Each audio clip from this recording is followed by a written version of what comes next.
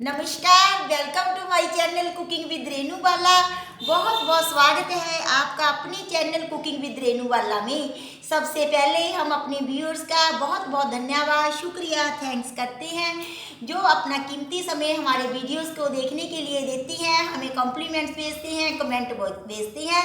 तो लोहड़ी के पर्व की आप सभी व्यूअर्स को बहुत बहुत मुबारक, धन्यवाद। नए साल की, मकर संक्रांति की बहुत बहुत मुबारक। हमने लोहड़ी के पवित्र पर्व पर और मकर संक्रांति के पर्व पर बहुत सी अपनी वीडियोस पब्लिश की है, जैसे तिल के लड्डू, चावलों के आटे की चीनी वाली पिन्नी, चावलों के आटे की गुड़ वाली पिन्नी, गेहूं के आटे की खोए वाली पिन्नी, पंजीरी जो हमारे पंजाब में बनाई जाती है, बहुत सी सर्दियों में खाने के लायक चीज़ें, गाजर पाक जो लोगों को शिकायत रहती है कि पीसीज नहीं बनते, उसके पीसीज बनेंगे, गाजर का हलवा, मोठ बाजरे की खिचड़ी, सरसों का साग, गन्ने के रस की खीर। ये सभी चीज़ों का लिंक हम डिस्क्रिप्शन बॉक्स में दे देंगे ताकि आप हमारे लोहड़ी स्पेशल प्लेलिस्ट देख सकें। हमारे चैनल पर विजिट करके लोहड़ी प्लेलिस्ट जो स्पेशल लोहड़ी की आइटमों से भरा पड़ा है, भुग्गा वगैरह की लिस्ट खोलकर रेसिपीज ट्राई कर सकें। अगर आपको कोई दिक्कत आती है तो आप डिस्क्रिप्शन बॉक्स में से मेरा कॉन्टैक्ट नंबर लेके उसमें से हमें फ़ोन कॉल करके पूछताछ कर सकते हैं ताकि आपका कॉस्टली सामान ख़राब ना जाए। और दूसरी बात, हम व्हाट्सअप कर सकते हैं हमें, और कमेंट बॉक्स में कमेंट डाल सकते हैं। तो लोहड़ी के लिए हमारे पंजाब में एक खास चीज़ें बनाई जाती थी परंपरागत, जो अब लुप्त हो रही हैं, जैसे कि ज्वार के आटे के लड्डू, जिसे पंजाब में भूत बिन्ने बोला जाता, भूत पिन्ने कहा जाता था। जो पुराने हमारे बुजुर्ग हैं वो अब भी याद करते हैं कि आज तो जमाना गया।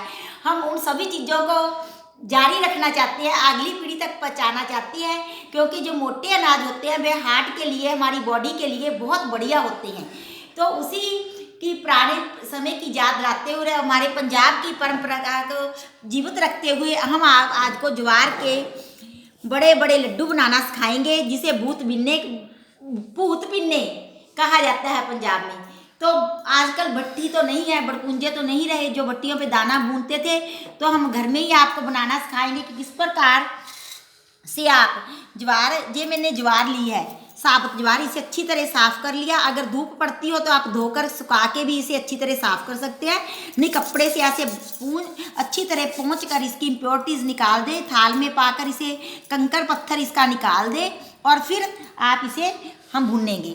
ये मैंने हाई फ्लेम पर कढ़ाई को गर्म कर लिया, फिर हम मीडियम फ्लेम पर इसे भूनेंगे। ये मेरे पास 250 ग्राम ज्वार के दाने हैं और 250 ग्राम ही गुड़ है, जिसे मैंने छोटे छोटे पीसीज में एक पन्नी पे डालकर इसे बेलन की हेल्प से तोड़ लिया है। और ये देसी घी है लड्डुओं को नरम करने के लिए।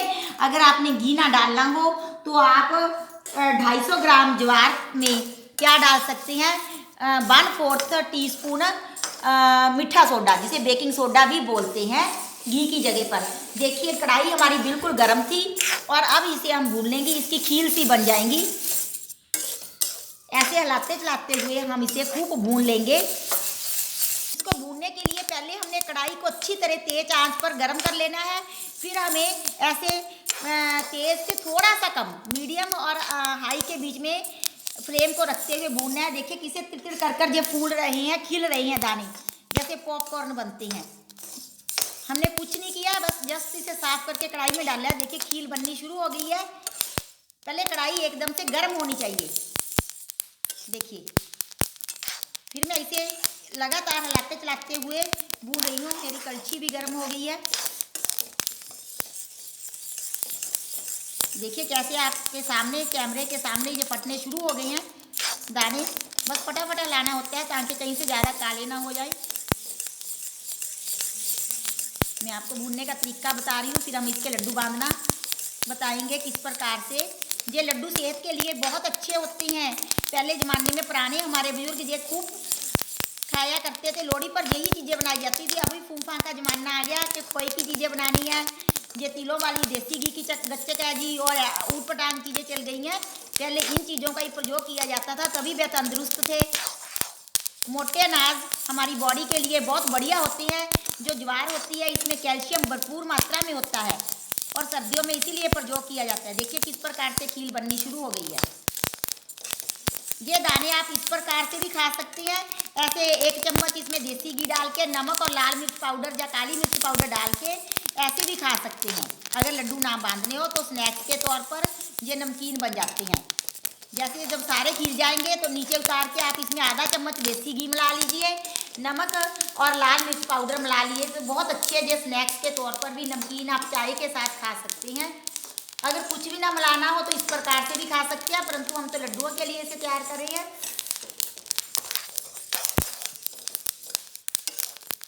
ये 5 मिनट में बनकर बिल्कुल खील जैसे हो गए हैं।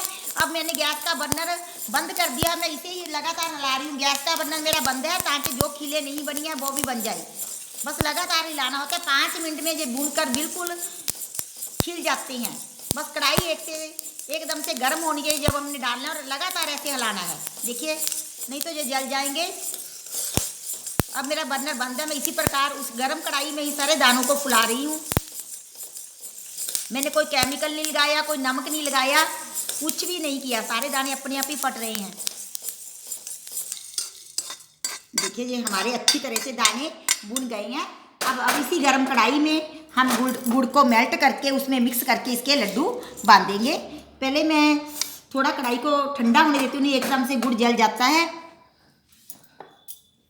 कढ़ाई में हमने दाने भुने थे, दानों को भुना था, उसी कढ़ाई में को हमने फिर से रख दिया है और उसमें 250 ग्राम ही हम गुड़ डाल रहे हैं, क्योंकि 250 ग्राम ही हमारे जो दाने थे ज्वार के।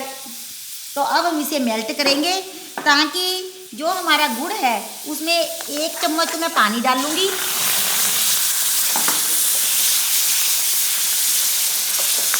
और नरम करने के लिए या तो आप 1/4 टीस्पून इसमें मीठा सोडा मिला लें या देसी घी, तो लड्डू आपके एकदम से सॉफ्ट बनेंगे। कढ़ाई एकदम से पहले ही गर्म थी। मैंने सिर्फ 1 टीस्पून ही इसमें पानी मिलाया है, ज़्यादा नहीं मिलाना। ये गुड़ मेरा पहले से तोड़ा हुआ था, पन्नी में डालकर बेलन से मैंने इसे तोड़ लिया था। अब मैं इसमें 1 टीस्पून के लगभग ही, आप 1 टेबल स्पून तक भी देसी घी मिला सकते हैं। इससे थोड़े सॉफ्ट लड्डू बन जाते हैं और कोई बात नहीं होती, अच्छे बनते हैं, टेस्ट भी अच्छा आता है। अब हम क्या करेंगे, गुड़ को चाशनी वगैरह हमने कुछ नहीं बनानी, 1 तार की 2 तार की, सिर्फ जस्ट गुड़ को मेल्ट ही करना होता है। कम आंच पर आप इसे मेल्ट कर ले, नहीं तो ये जलना शुरू हो जाता है।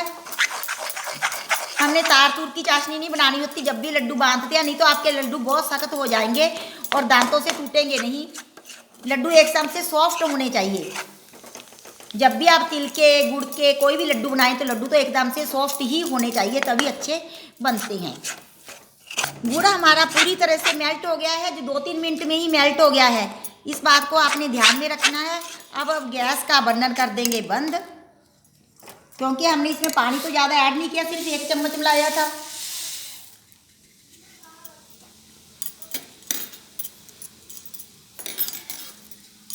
अच्छी तरह मेल्ट इसे मिक्स करना है। गैस का बर्नर मेरा बंद है ताकि ये खराब ना हो जाए। हम इसे फुर्ती से हम नीचे उतार लेंगे, हमारी चाशनी ना ज़्यादा कड़क हो पाए, और इसके हम फटाफट लड्डू बांधेंगे। ठंडा होने पर थोड़े लड्डू बांधने में दिक्कत आती है।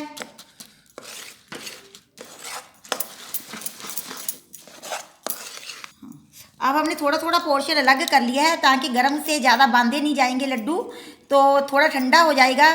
ठंडे से भी नहीं ये बंधते, इसलिए मैंने थोड़ा सा पोर्शन अलग करके रख लिया है। फिर आप पानी का हाथ लगा ले या घी लगा ले हाथों पे, तो ये आसानी से बंध जाएंगे।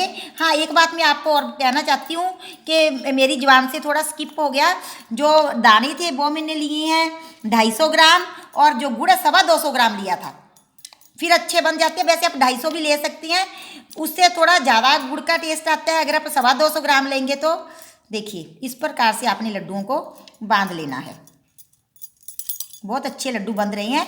आप 225 ग्राम से लेकर 250 ग्राम तक गुड़ ले सकते हैं 250 ग्राम दानों में। ये आपके टेस्ट पे डिपेंड है कि आपको कितना। वैसे 250 ग्राम से भी अच्छे बनते हैं। हाथों पे मैंने थोड़ा पानी लगा लिया है क्योंकि गर्म है ये, इसलिए मैंने थोड़े थोड़े पोर्शनों में ये अलग निकाल के भी रख लिया है।